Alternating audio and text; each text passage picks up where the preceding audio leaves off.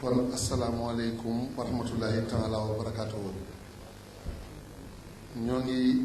jottali ay nuyoo di jottali ak cant di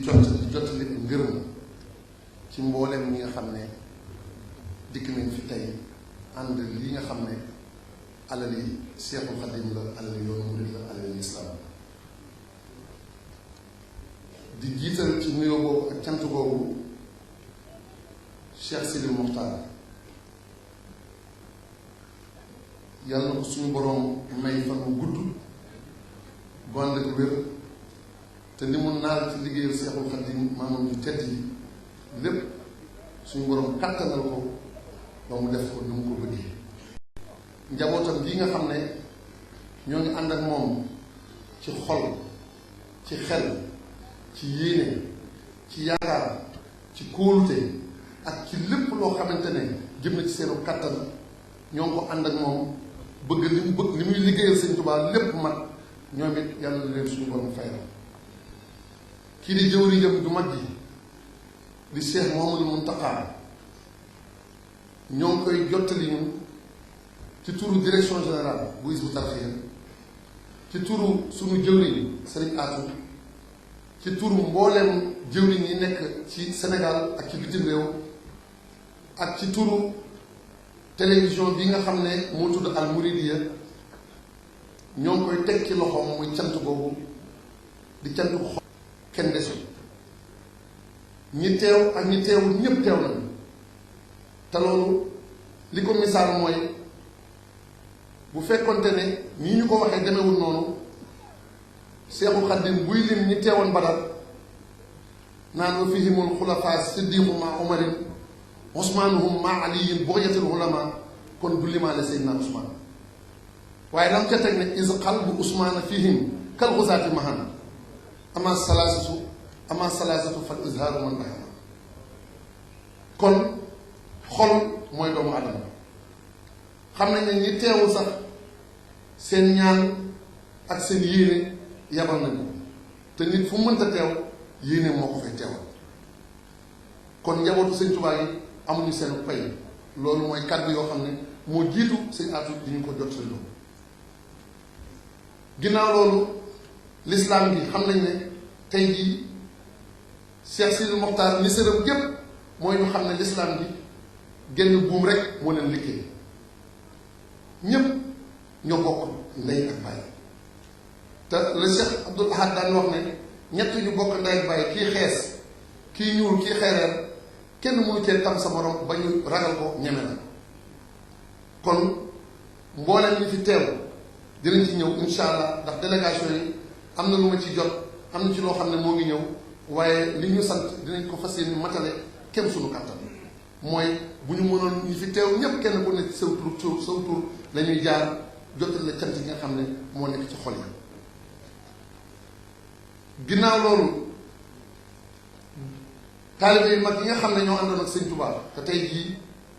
seeni njaboot muy seex yi gis nañ ne kenn desul. du ci mbusoo bi, du ci Baay Faal yi, du ci genn ci kër yi nga xam ne mooy kilifa yi nga xam ne ñoo jiite woon dongo yi démb te tey yi seen njaboot ne fi di wane ne fu àll Sëñ Tuubaa ne ñoom war nañ caa taxaw ànd ak ñoom gunge leen ci xol ak ci yéene ak ci xel mu dal. loolu ñu ngi leen ciy sant bu wér. ñi nga xam ne it bokki taalibe lañu ak bokki jullit, fu ñu dégg loo xam ne alal lislaam la ñu jàpp ne seen alal la, ñooñu wuy si nañu. loolu ñu ngi leen di sant bu wér, kenn desul. dëkkandoo yi waa Touba kenn desul. ñi nga xam ne nag ci wàllu profession, maanaam li nga xam ne mooy wàllu liggéey, dañu doon ay partenaires. gis nañ ne tamit xam nañu importance lii ñuy def, ndax tey jii suñ ne télévision boo xamante ne ñu sañ a bind ci mbedd yépp, sañ a brandé ay oto wax ne la première chaîne IPTV au Sénégal, loolu du waxi coono. ni ko yàlla suñu borom dogalee rek noonu lañ ko waxee. mooy tey jii télévision yaatu na lool am na fu ne ci àdduna si waaye li nga xam ne mooy révolutionner télévision du futur sax sañes na ko tuddee nga xam ne na mu yaatoo Amérique sax boo demoon Europe ñoom tàmbali nañ ko ba def ci jéego waaye soreegul sax nañ ko bëggee mooy li ñuy wax la télévision connectée mooy li ñuy wax ba tey mooy IPTV muy xam-xamu télévision boo xamante ne tey jii dañoo weesale nit ki mu mel ni da ngay toog ci sa télévision di xaar benn émission boo xam ne dañ naan la juróom-benn waxtu lay jàll fekk yow yaa ngi julli nga tisbaar bu noppi te loolu mën a koo ñàkk seetaan nga toog di xaar ay waxtu ngir loolu ñëw loolu dañoo bëgg loolu ñu weesu dañoo bëgg booy def sa farata di dox booy def sa farata nekk sa barabu liggéeyukaay boo nekk ci sa njaboot foo bëgg seetaan nga mën a seetaan te it booy seetaan it nga seetaan li nga bëgg seetaan moo tax dinañ dem ba jamono joo xam ne directeur de programme boo xam ne mooy imposer nit ñi la ñuy seetaan télévision bii ñu indi da koy folli yow mii seetaan yaay sa propre directeur de programme moo tax slogan bi ngeen di gis ñu wax ne anytime anywhere any device boo doon seetaan sa télévision farata daf la nga war a jóg boo yoree sa portable di nga ci seetaan boo doon seetaan ba ñëw ci sa njaboot télévision yu mag yi nekk ci kër yi di nga ci seetaan loolu insha allah discours yi ñëw dina ci leeral loo xam ne moom mooy gën a matale dama doon junj rek ngir ñu xam ne ñooñu ñu seqal profession bi muy état bi ndax ñoom ñoo ngi sonn ci Sénégal ngir 2015 nga xam ne àdduna si dafay réew yëpp dañoo lëkkee seeni kàddu di am loo xam ne bu ñu ko tëralee ci kaw réew yëpp dañ ko war a matale masalan ngi mel ni lu ñuy wax OMD nga xam ne tey jii buñ nee ci xarnu bii nangam ak nangam war naa am réew mu ne day joŋanteeg sa morom ngir fexe matale ko kon tey jii buñ nee Sénégal 2015 dina dugg ci numérique te ñi nga xam ne ñoo ko yor ci Sénégal ki ko jiite di secrétaire exécutif bi ñëw teew ci jataay bi kon war nañoo xam ne jataay bi soxal nañu jiite réew mi ak ñeneen ñoo xam ne dinaa lim délégation yi incha allah bu suñ aatu waxee ba noppi dinaa lim délégation yi waaye dañu bëgg ñu xam ne sant nañu ndax ñëpp teew nañu loolu muy kàddu yoo xam ne duñ ko fàtte ay partenaires yoo xam ne dafa mel ni tey jii ministère de la communication wala Sonatel ñoom ñëpp ñëw nañu kon dinaa ñëw ci détail bi ngir leeral bu ngeen seetloo réew mi ñu ne dendeeg Burkina Faso muy am réew moo xam ne am nañu fa bàyyikoo bi ñu déggee yi dugg avion te dara taxu leen a ñëw lu dul teewee lii ba noppi ànd ak ñun dundal màggal bi loolu mënuñoo jàll te tudduñu ko ñooñu xam nañ ne sëñ Tuubaa dikkalul wolof yi donc xam ne sëñ Tuubaa dikkalul Sénégal donc xam nañ sëñ Tuubaa dikkalul nit ñu ñuul rek sëñ Tuubaa li mu yor njàqare li nekk ci àdduna si mën na koo saafara waaye nag la leen koy xamal télévision dara gënu ko cee matale kon lii alal li sëñ Tuubaa la du bokk ci li nga xam ne dara féetewu ko kaw ci wàllu jumtuwaay ngir liggéeyal ko membre yi nga xam ne ñooy membre yi si tarifee xam nañ ne bokk yi xarit yi dëkkandoo yi kenn desul su ma doon wax rek tey jii boo xoolee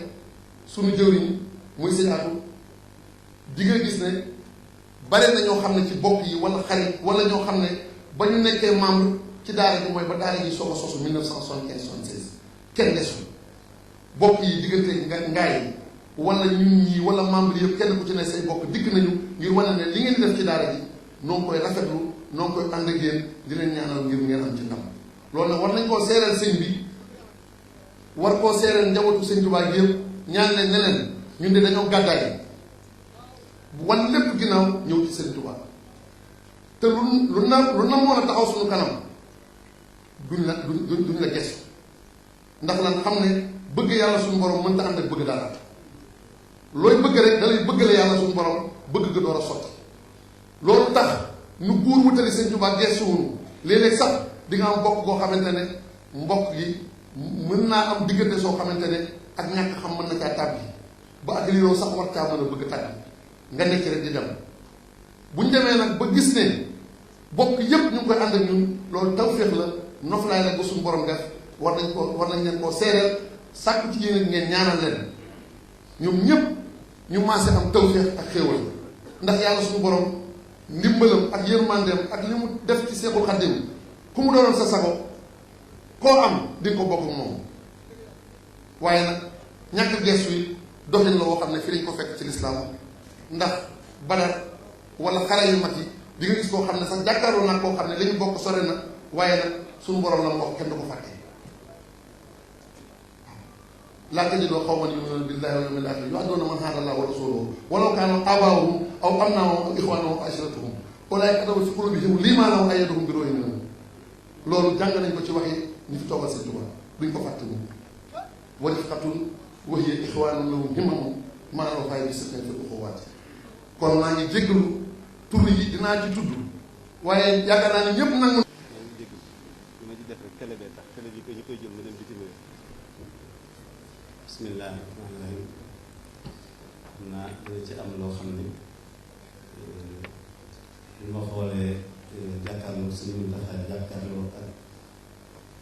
sëriñ Cheikh Assa yu baax yi moom li Youssou wax matale na ci nuyoo ak sant waaye foog mu tudd ko ngir dama mel ni ma ko jàng ci seen kanam loolu mooy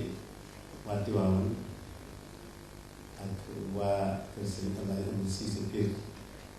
ak waa kër Alaaji Ousmane Kane ak waa Léona Niassène ak xeeti kër yi deme ni ñoom yëpp ci Touba dama ko xalifa bi deme ko ñoom ñiy toog ñu ngi yëg ni ñoom ñëpp ñu ngi ci jataay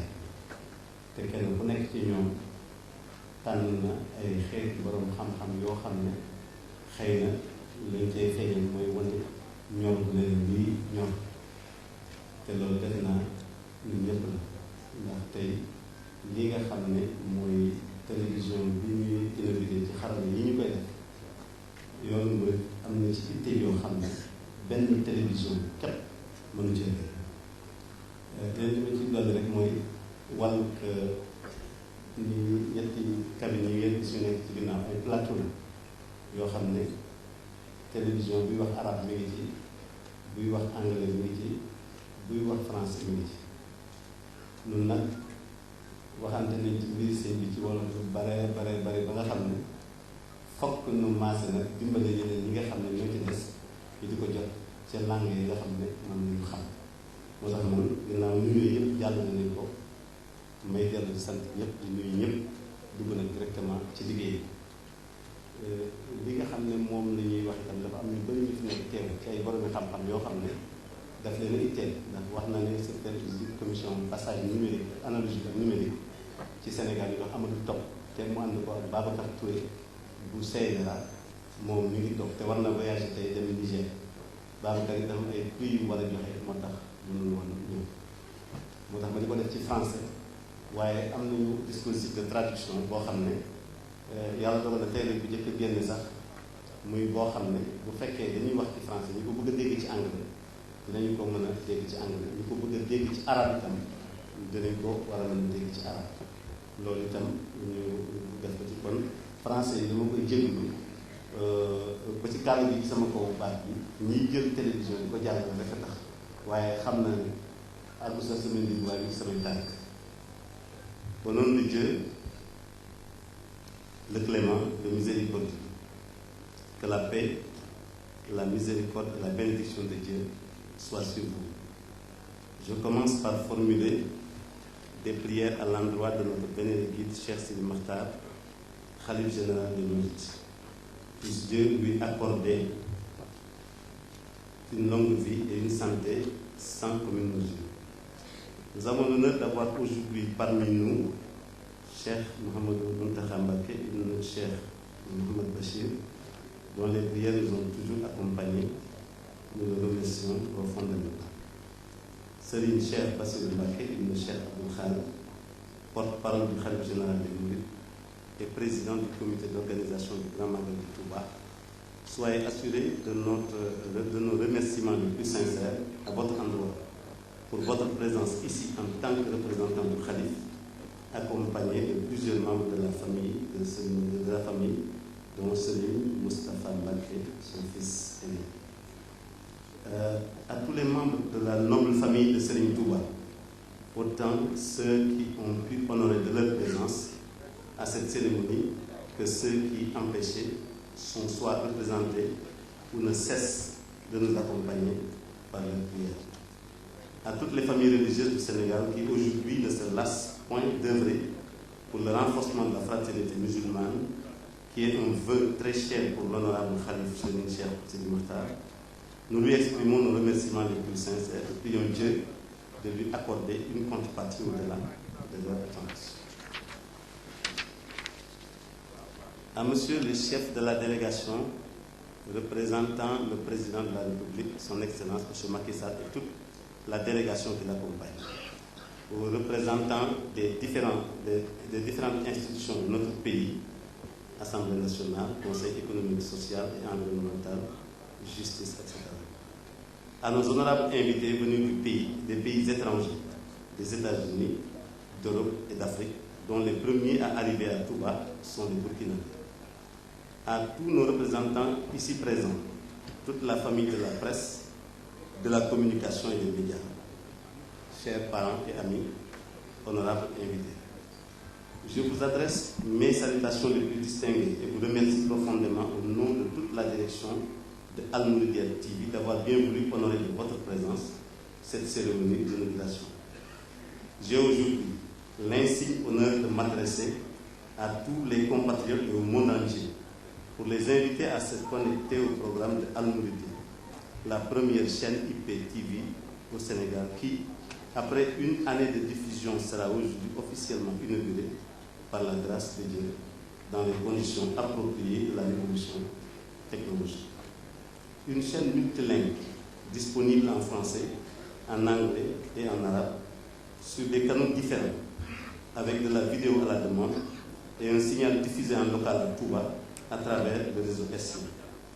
Le système fonctionne sur tous les supports de visualisation, téléviseurs, ordinateurs, tablettes et smartphones. Sa couverture est globale à travers le monde, d'où la trilogie Anytime, Anywhere, Any Device. Al Mouridiyyah TV au nom Al Mouridiyyah TV, un nom qui renvoie directement au fondateur du Mouridisme, Cheikh Ahmadou Bamba,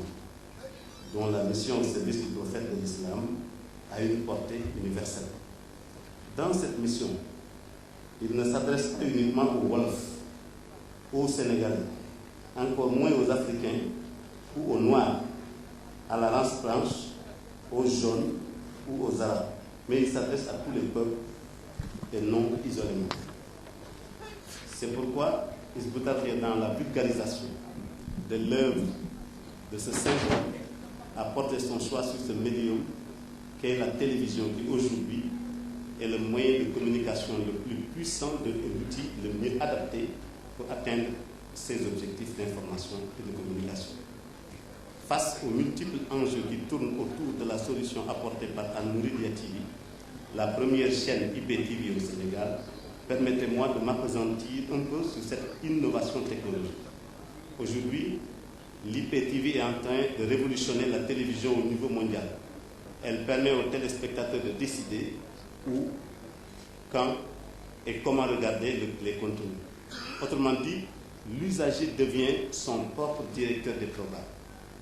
L'IPTV se définit comme une plateforme média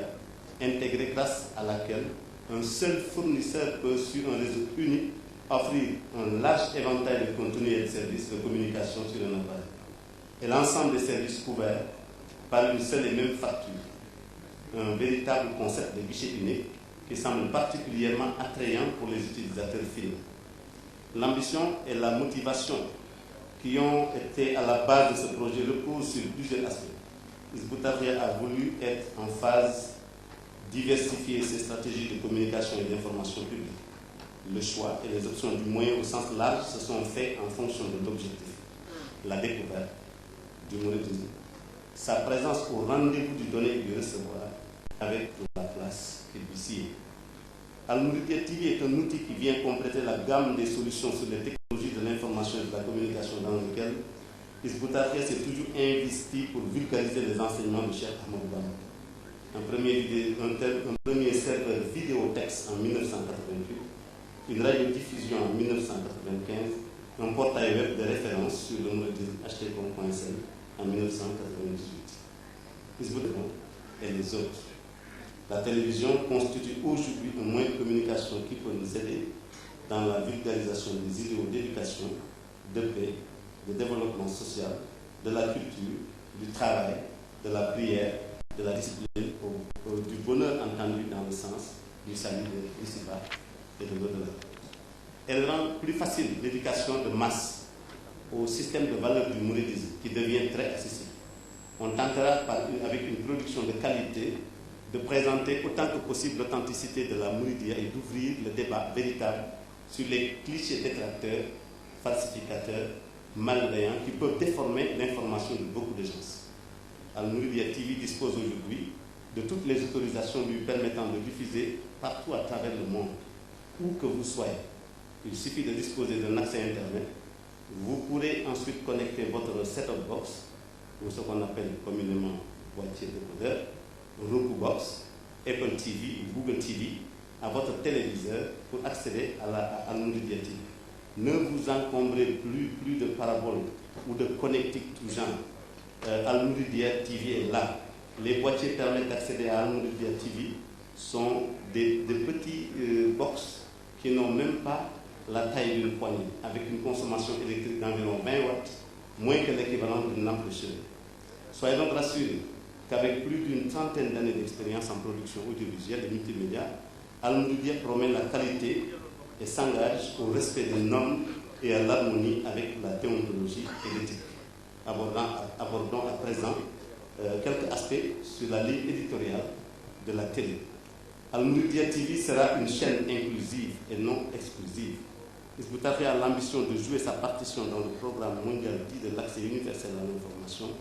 à la culture et au savoir, et ce, en toute indépendance. Nous nous défendrons de toute exclusivité d'idées et de monopole doctrinal. Les puissants investissent sur les satellites et les médias pour imposer leur voix aux faibles et aux derniers venus, par exception ou discrimination. Seule la communication et les échanges peuvent taire les divergences, développer la tolérance et l'acceptation de l'autre, éviter l'exclusion, développer l'écoute à travers une information qui n'est pas exclusive, mais inclusive. Une unité de l'islam dans la diversité et la richesse. Notre thème sera au-delà de la Mouridia de l'islam et ce qu'il peut apporter à l'humanité.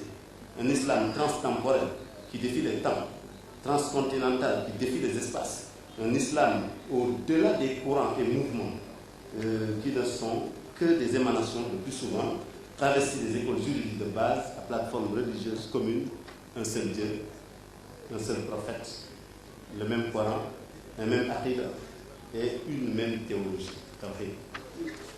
En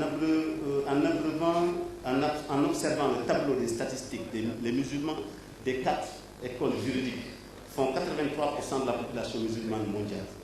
17% seulement constituent la part qui se partage la multitude des courants et mouvements qualifiés parfois d'islam d'obédience politique à cause de la violence et de la conquête effrénée du pouvoir. Al-Mouridia TV s'engage donc à apporter sa modeste contribution afin que les dérives de l'intoxication soient définitivement dépassées, car étant le travail de notre ennemi commun, Satan en l'occurrence. D'ailleurs, quelle que soit l'influence dont jouissent parfois quelques-unes dans cette multitude de sous-minorités, se retrouvant chacune avec un pourcentage compris entre 0 et 1%, nous devons être à l'aise et nous rassurer que la plaidoirie de l'universalité du mouridisme, qui s'identifie à l'école juridique malikite, qui représente près de 23%. La vulgarisation des valeurs de l'islam, réhabilitée par le mouridisme dans le rendez-vous du donner et du recevoir. Cheikh Ahmadou Bamba, un grand homme qui a marqué son temps, un héros, un patrimoine mondial. Son nom de famille est Mohammed ben Habib. Mais son nom universel est lié à sa fonction de service privilégié du prophète paix et salut sur lui, Khadim Rassoul. Face à la politique française de l'assimilation, il a opposé une résistance farouche jusqu'à réhabiliter toutes les valeurs islamiques sans engager les populations dans une hécatombe. Il est donc résistant, il est donc anti-esclavagiste. Il a refusé des esclaves de guerre entre musulmans après la bataille de Samba Sadio, qui opposait Lat Dior et Ahmadou Cheikh Mouhamed Natif en 1875. Il a dénoncé les injustices de tout genre appliquées par l'aristocratie locale. Il a dénoncé les abus des juges qui officiaient dans la cour des rois. Il disait la vérité à des dictateurs qui versaient le sang du peuple injustement. Il a échappé à toute forme de tentative de liquidation physique après 33 années de confrontation avec l'administration coloniale. Il nous faut nous battre encore pour faire découvrir à nos compatriotes cet homme rare dans la lignée des hommes de Dieu, qui réunit des valeurs universelles lui conférant une éligibilité sans conteste. Il est là pour voir les assoiffés. Toujours dans la ligne éditoriale, la promotion de l'éducation et le combat contre l'ignorance. Découverte de Touba, une ville à fonction multiple. Touba est une ville, Touba a une fonction de ville religieuse. Une ville fondée uniquement pour adorer Dieu, éduquer et enseigner. En 1888, le Seigneur a indiqué l'emplacement du lieu à Cheikh Ahmadou Bamba. Le Cheikh s'est donc installé au milieu de cette brousse, vivant avec des fauves, loin des tumultes de ce monde, exclusivement pour adorer Dieu. En vérité, cette terre lui appartient. Une fonction de ville à grand flux, c'est ce que les experts en géographie humaine, démographes et urbanistes désignent par ville pèlerinage. Une maîtrise des flux devient dès lors une exigence. Une ville de centre spirituel. Cette fonction est liée à celle de ville universitaire. Une ville qui renvoie à l'immense production littéraire et scientifique léguée par Cheikh Ahmadou Bamba et au centre scolastique qu'il avait érigé et qui ont fait de Touba un centre académique de haut niveau. Une ville à fonction internationale qui aujourd'hui est en train de faire son chemin comme un fleuve qui calibre son lit. La prise en charge de ces différentes fonctions dans les plans de développement permettra aux autorités locales de décliner dans le cadre de la planification stratégique décentralisée les politiques d'urbanisme, d'habitat, dans les schémas directeurs en vue et en application et toute la problématique d'aménagement de la ville, notamment infrastructures,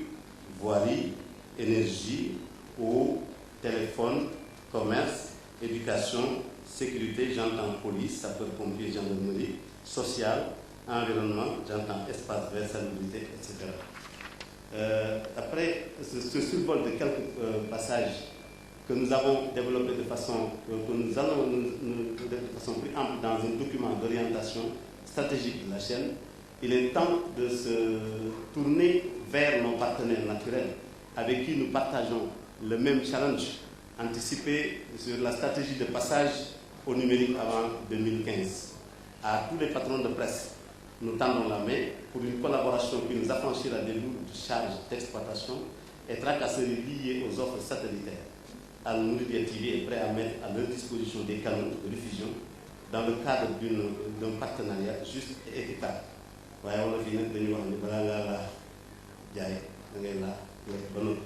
Ensemble, nous discuterons avec les autorités de l'État pour convaincre les opérateurs de télécom à améliorer la qualité de leurs services qui doivent répondre aux nouvelles exigences de la télévision connectée, bande passante, débit ascendant, débit descendant. Et en un mot, essayer de résorber le gap entre la capitale du Sénégal et l'intérieur du pays, ce qui concerne l'accès Internet avec un débit acceptable. Chers invités, vous conviendrez avec moi, comme le disent les sages, que celui qui ne remercie pas les auxiliaires humains, en vérité ne rendra pas grâce à Dieu. Fort de cela, nous sommes soulagés d'avoir constaté la continuité de l'État qui a su assurer et renforcer toutes les dispositions d'encadrement et d'accompagnement de l'initiative après l'octroi de la licence de Al-Mouridiyyah par l'ancien régime du président Abdoulaye Wade. Nous en profiterons pour remercier profondément M. Moustapha Guirassy, alors ministre de la Communication, qui s'est pleinement investi pour l'aboutissement de la procédure. Chers invités, permettez-moi aussi, avant de conclure, de sacrifier à la tradition, car je ne saurais parler d'éthique et d'IPTV à l'occasion de cette cérémonie solennelle d'inauguration sans penser à témoigner toute ma gratitude à M. Abdoulaye Diouf, dit Lahad Diouf, aux États-Unis, présentement à Washington, Seattle. Il est pour moi un MVP, Most Valuable Professional, comme dans le jargon de Microsoft. J'en fais ici un expert indépendant très talentueux dans l'échelon de la technologie IPTV. Je remercie également M. Mor Diagne à Chicago, qui, pour les besoins du projet, était membre actif de mon groupe d'experts en fleurie. Je ne pourrais également pas oublier quelqu'un qui a toujours encouragé, nous a toujours encouragé, qui nous a fait croire au projet IPTIL. Il m'a dit, yes, you can. Et quand c'est difficile, lorsqu'on est au seuil du désespoir, il nous disait, don't worry man, il s'agit de M. Dibina de Washington DC. Je rends grâce à Dieu qui m'a choisi une équipe durant tout le projet, la direction générale des Hizbut-Tarqiyyah, ces imbattables qui ont l'ambition d'être une école en IPTIL. Elle a toujours le rôle de premier plan qui lui est dévolu en représentant toute la communauté Hizbut-Tarqiyyah dans ses ambitions, dans le domaine de l'information et de la communication. Je terminerai donc par réitérer nos remerciements les plus sincères à l'endroit du Khalife général des Mourides, Cheikh Sidi Mokhtar Mbacké, dont les prières, la bénédiction et les encouragements ne nous ont jamais fait défaut. Chers invités, après l'inauguration, ne ratez pas les autres activités du programme parmi lesquelles un panel d'experts de haut niveau sur la technologie IP et ses retombées dans l'économie nationale, ainsi que les enjeux et défis des médias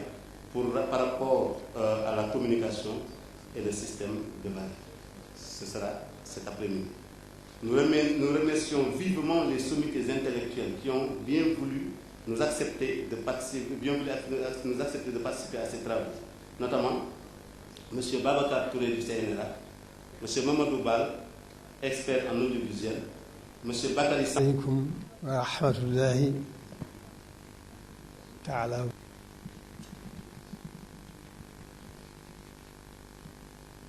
noo ngi nuyu mboolem mbokk yi fi teew, njabootu Cheikh Ahmadul Xadim jiitu ca, ak mboolem mbokki taalibe yi fi teew yëpp ak mboolem mbokki jullit yi. ñu ngi leen di sant gannaaw ba nu sante suñu borom mi nu booleeg sëriñ bi, ñu sant sëriñ bi ñu fàggul pàggute bu rëy bii ne ci suñ kanam.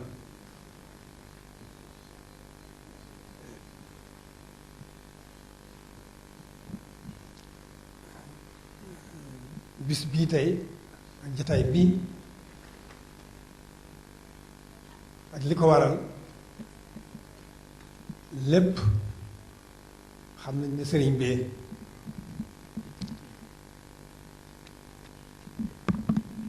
fa tabaarakallaahu xel gën naa dal bu baax ci li ci kanam.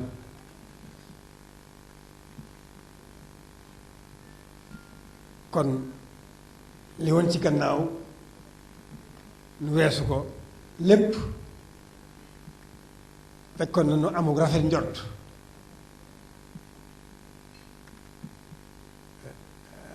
njort goo xam ne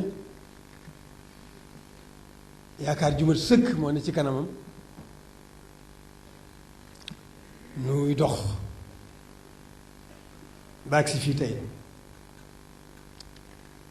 kon xel gën naa dal, yaakaar gën naa dolliku.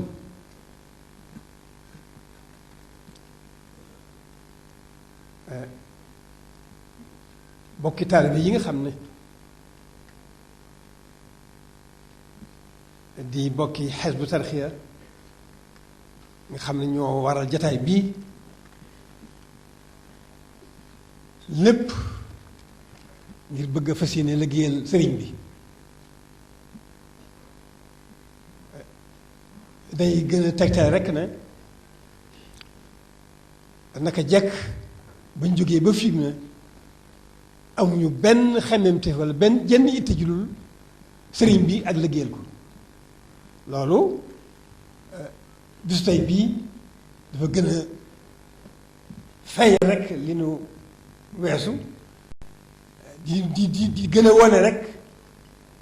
ci li nu jëm lépp. fas yéene rek di xëy ci sëriñ bi di ci gont di ci nekk waxtu wu nekk.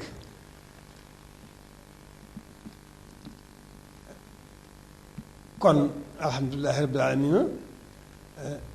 mbokki taalibe yi nga xam ne ñoo wax mbokki Hizbut-Tarqiyyah tey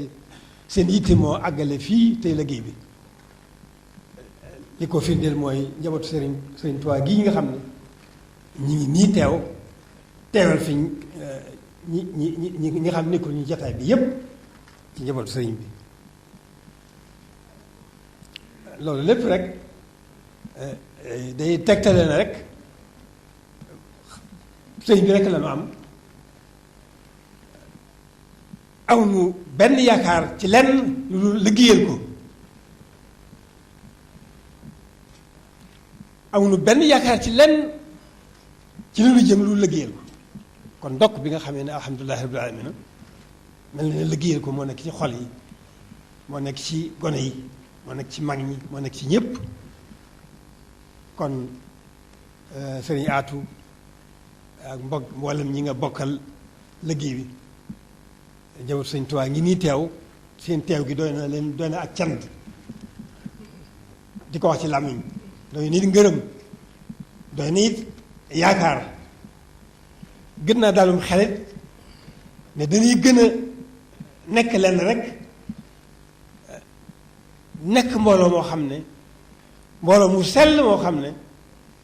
nekkuñu ci lenn lu dund rek ci sëriñ bi insha allah ba fa nu tax a jóg ba fa ko tax a jóg kon noo ngi sant sëriñ Aatu ñu ngi sant Hizbut Tarqiyyah yëpp ak ñi ngi ko àndal ñëpp naka jekk alhamdulilah rabbil alamin nu am ci yéen rafet njort ba ngeen jógee ba léegi lanu taxoon rafet njort yëpp nag alhamdulilah rabbil alamin li nu weesu wane na ko te it gën nañu dolli yaakaar ci li nu jëm gën nañu am xel bu daal bu baax a baax a baax fas yéene rek njabootu Sëriñ Tuubaa gi fu ngeen toll nag ñu tolloo fa ak ñoom ñu tolloo fa ak yéen insha allah ndax ñun ñëpp ci sëriñ bi lañ fas yéene dund sunu biir ak sunu bitti ba insha allahu ba nuy dem ci nekk ci kanamam kon lii sant rekk ci war sant cant gu réy rëy ci bis bii tey ak li waral bis bi ndax li ko gën a waral mooy télévision bi nga xam ne ñun xamuñu dara ci yooyu sax waaye yaakaar nañ ne télévision bu ànd ak mboolem yéer yi mu war a àndal fas yéene taxaw ci liggéeyal sëriñ bi ci wàll xamle yëgle ndax dafa mel ne fi ñu toll ci jamono xaw ma ci sax lu bari waaye dafa mel ne xamle bokk na ci li jiitu ci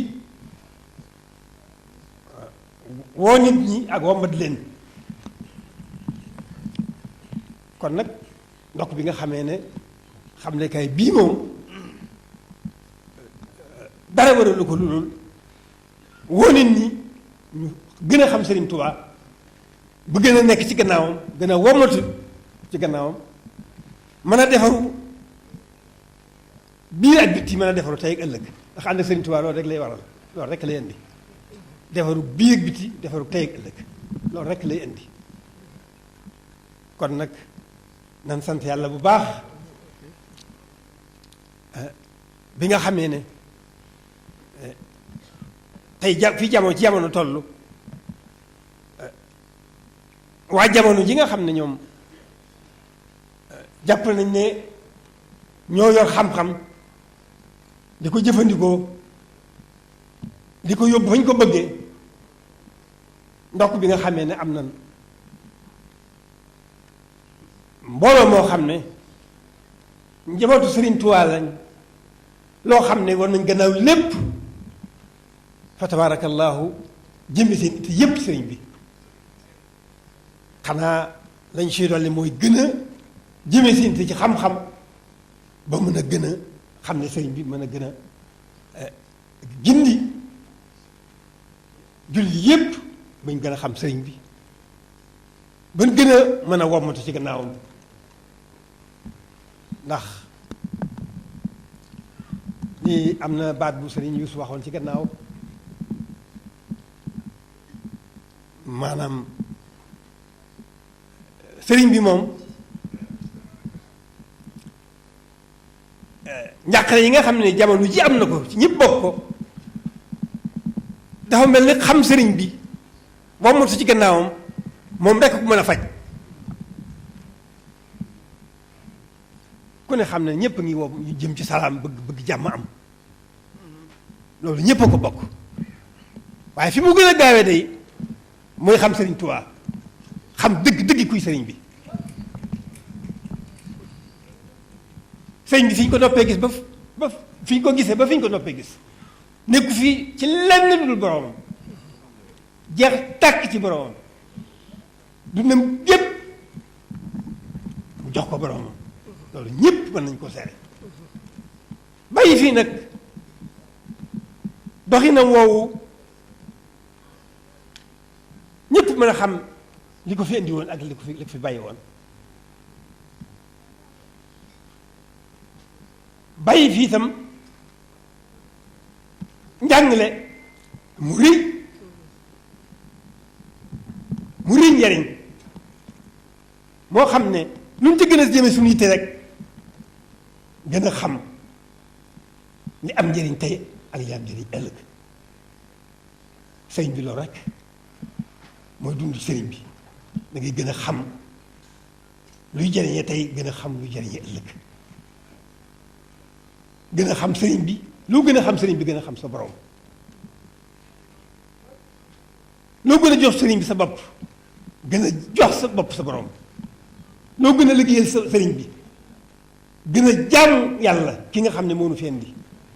wa maa xalaqtul jinna wal insa illa liya'budun amul beneen wax benn wax boobu rek la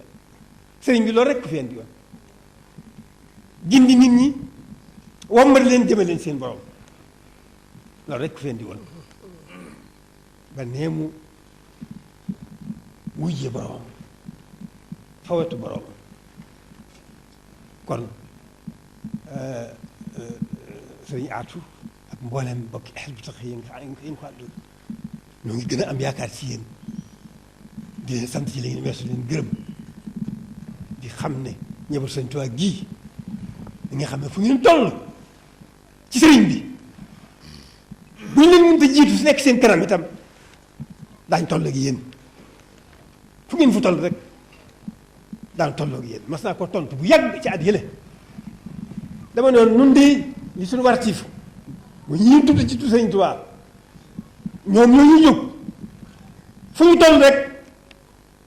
nan tolloo ak ñoom bu ñu leen mënta jiitu it kàddu ko waxoon naa ko bu yàgg loolu rek ba tey jii laa koy gën a yeesal kon Mbàkke jërë ngeen jëf ngeen jëful Sëriñ Tuubaa yi nga xam ne teew ngeen ci jataay bi jataay bu baax bu rëy bi jataay bu am bu mën a am yaakaar ci liggéey sëriñ bi ñoo ngi leen sant ci seen teewaay bi bu baax a baax a baax a baax di santaale mbooleem mbokk yi njabootu Sëriñ Tuubaa gi nga xam ne tey teewuñu fi waaye nekk fi teewal leen fi ñoo ngi leen di sant di leen gërëm ci jéego yi ngeen jéego ba ak si fii ak jataay bii toogaay bi ñoo ngi leen di sant di leen gërëm bu baax waaw di leen fas yéene di xam ne ngeen xam ne sëriñ bi rek lañ leen di xoolee sëriñ bi rek lañ leen di xoolee ñoo ngi ñaan suñu borom bu baax mu sàmm leen bàyyi leen fi suñu tawfeex sëriñ bi mu dina ko gën di dollil suñu tawfeex sëriñ bi mu dina ko gën di dollil ba nu gën a wamatu ci gannaawam sax dakk ci liggéeyal ko na mu ko bëggee noonu koy ñaan bu baax ci baaxu sëriñ bi di ko ñaanal bokki taal bi yëpp dama xamul lu may wax waaye kon danaa wax kon jërë ngeen jëf إن جاء به فهذا